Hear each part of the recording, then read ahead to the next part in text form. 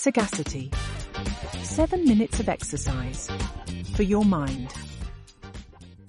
My dad is from Africa. He's from Zambia, to be exact.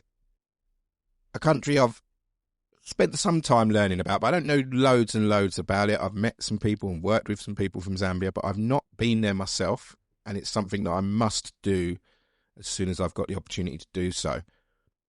But one thing that my dad has never really got over from his time in Zambia was a time that he, if I remember the story correctly, he stood on a snake. He'd seen lots of snakes because it's just part of the growing up in Zambia, I guess, especially as they lived in the countryside. But anyway, he stood on a snake. And if I remember right, I will ask him to make sure this is true, but I haven't got time to do that before I want to record this. Since that moment and the fear that instilled in him, he didn't get bitten, thankfully, but he has always had a phobia since of snakes. And growing up, if a snake was to come onto the TV, he would either switch the TV over or he would cover his eyes.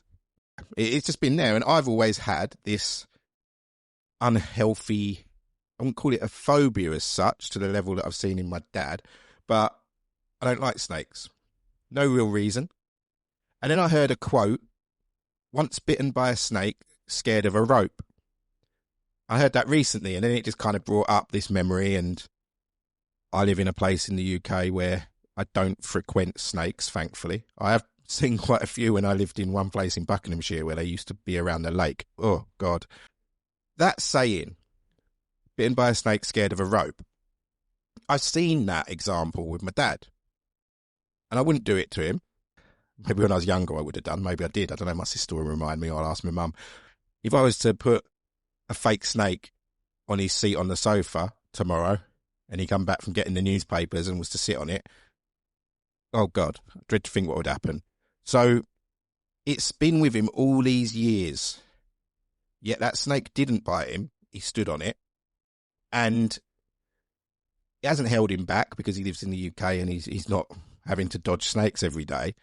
But for some of us, we've had that experience in ways that is really holding us back. And it would be good for us to find a way to not be so hindered by that past experience. So for me, and I've thought about this on occasions, if I was to learn about snakes, if I was to go back many years, because I'm 46 now, if I was to go back to like when I was a child at school or whatever, and I took the opportunities that probably did come up when we visited zoos and stuff like that to go into the reptile area and be educated and understand and learn about these creatures, I imagine my level of fear and unknown, which equates to the anxiety I have around them, would have gone right the way down. And I don't think it would ever get to the point where I'm sitting in my house with, I can't remember what those tanks are called when you have reptiles, but I certainly wouldn't have snakes as a pet. I maybe would not be so anti-snakes as I am now. And when I did see those snakes around the lake in Buckinghamshire, I was petrified. So what is there in your world that fits that analogy? Bitten by a snake, scared of a rope. What have you done or what has happened to you that has caused you to avoid situations that could be good for you and beneficial to your future because of that past experience? Now, there are things in our life that are traumatic. There are things in our life that have happened to us that really do make us understand why we would not go anywhere near anything that run the risk of that happening again. Absolutely there is. And thank God there's so many different professional organisations now that can help support with that. But there's also a lot of things in life where we can get caught with generalising and putting that in the same bracket as something that really, really does need to be avoided, whereas this thing isn't as big. It's a day-to-day thing that maybe we've just had a little bit of a bad experience. And if we were to do that research like I could have done around the snakes, if I was to speak to somebody who has a better understanding of the thing that I'm fearful of and has different experiences to share, then it might give me the opportunity to do more things that could be good for me and therefore get better outcomes and live a more fulfilled life. Some things that might be a real example if you're struggling to sort of detach from the really serious stuff that I've sort of alluded to. People go into a gym.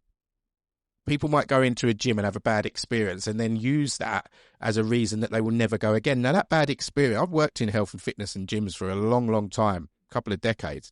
So I've seen some real bad experiences for people where they have been made to feel really uncomfortable.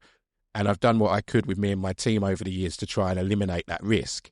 But for some people, they've really gone into a place that has left them scarred, not physically, but mentally.